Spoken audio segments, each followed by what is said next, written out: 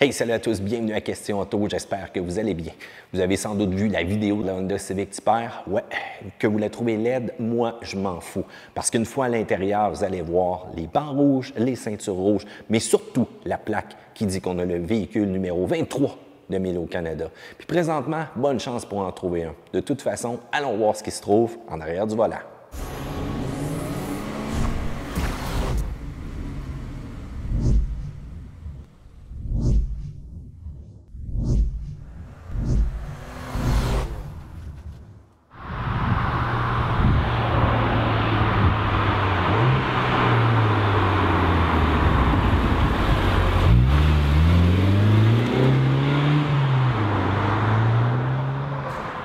Dès qu'on ouvre la portière, ce qu'on peut remarquer, bien, c'est qu'on n'est pas dans une Civic régulière avec tous ces accents de rouge-là.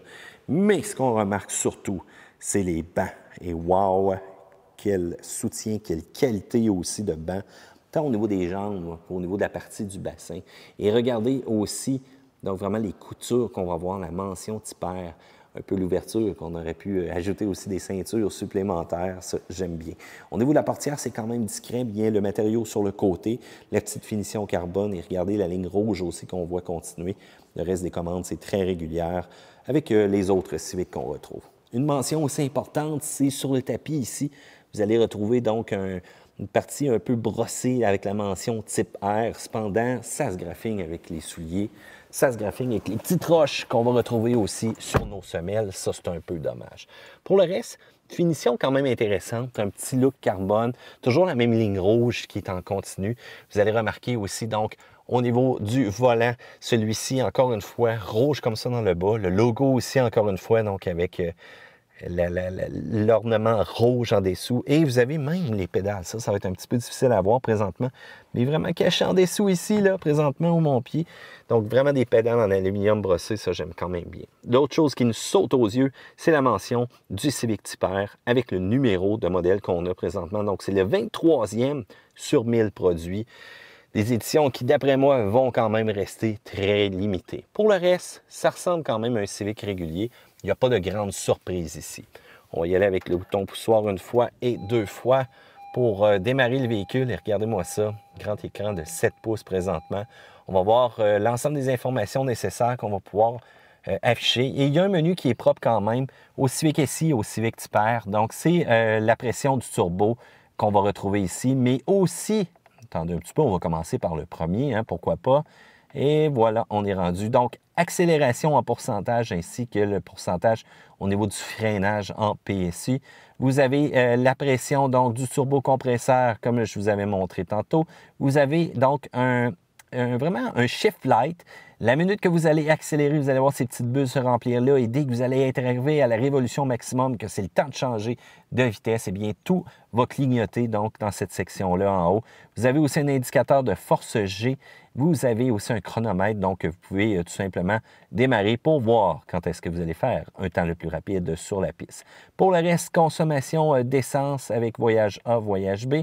Vous avez aussi la possibilité donc d'afficher tout simplement la boussole, la partie GPS aussi. Vous avez des informations sur la durée d'huile ou les entretiens nécessaires.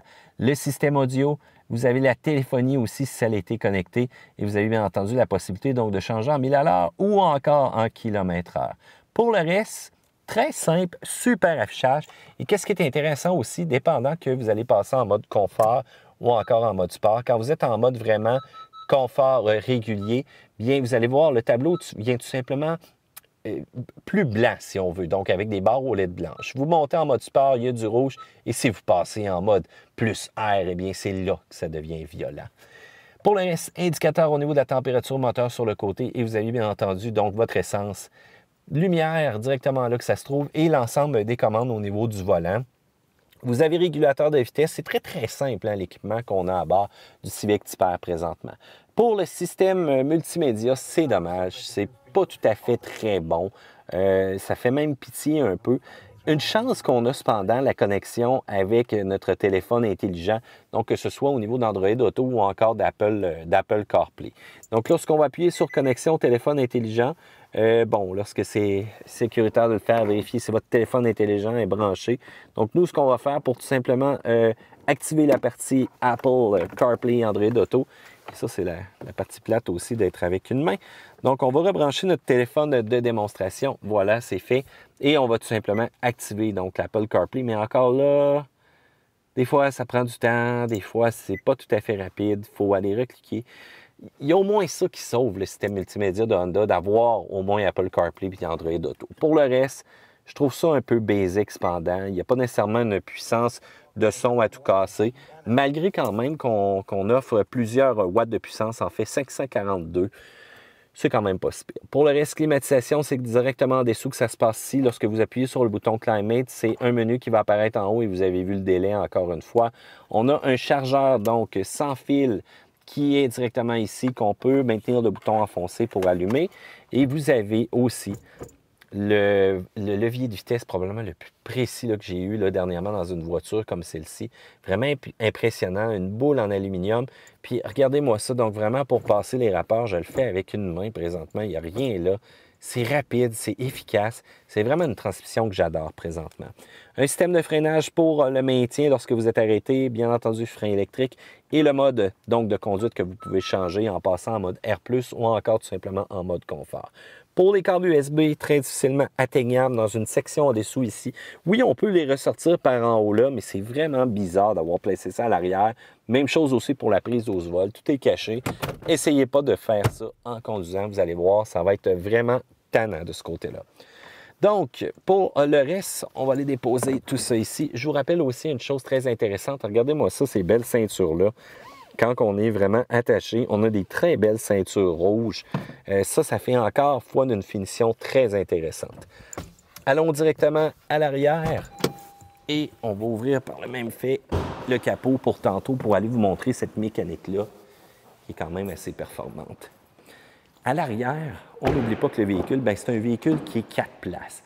Et regardez-moi la finition en arrière des bancs. J'aime bien encore une fois le côté carbone qu'on va retrouver. C'est en plastique, mais c'est quand même assez soft si on veut. La place à l'arrière, surprenamment abondante. Les passagers vont être quand même confortables et on a la possibilité aussi d'abaisser les banquettes. Même finition dans la portière qu'à l'avant. Essence, pas de bouchon, n'oubliez pas, on met du suprême là-dedans. Lorsqu'on ouvre le coffre, quand même une bonne accessibilité, quand même assez facile. Vous allez remarquer que vous avez un cache-bagages aussi qui est, ma foi, très facile tout simplement. Et le cargo, quand même impressionnant. Oui, pour un véhicule sportif comme ça, c'est quand même pas si pire. Vous n'avez pas de pneus cependant de secours, vous avez tout simplement une trousse pour vous assister. Les bancs, bien, c'est possible, les penchés. Banquette 60-40. Capot en aluminium. Et là, je vous dis tout de suite, avec une seule main, je vais être capable d'ouvrir ça. C'est tellement léger. Il va falloir bien entendu que je trouve la clenche du premier coup.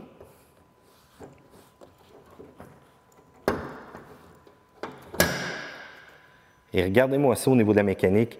2 litres turbo compressé. Je vous dis tout de suite, c'est bon pour au-dessus de 300 forces. C'est un des moteurs présentement que j'aime bien. Ça révolutionne jusqu'à 7000 tours minute.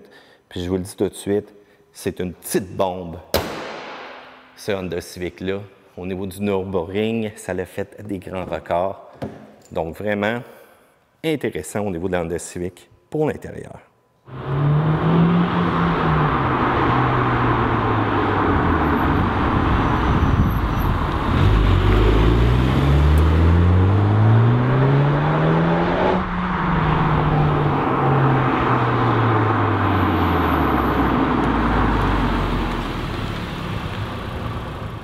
Eh bien, c'est quand même pas si pire, hein? Je trouve qu'on a mis beaucoup l'accent sur le rouge. J'aime beaucoup les différences versus la Civic ici. Il faut dire aussi que la Tipper, les bancs, là, c'est incroyable. Vous allez voir, si jamais vous avez la chance de prendre place à bord, c'est le confort parfait quand vous êtes en promenade du dimanche, mais surtout le support latéral aussi que vous avez besoin quand vous allez être sur la piste du dimanche. Eh bien voilà, je veux savoir qu'est-ce que vous pensez de l'intérieur de la Honda Civic type R. Section commentaires ci-dessous, pouce en l'air parce que vous aimez ça et surtout, abonnez-vous à Question Auto, à Car Question, parce que plein d'autres vidéos pour vous qui s'en viennent, des passionnés de voitures.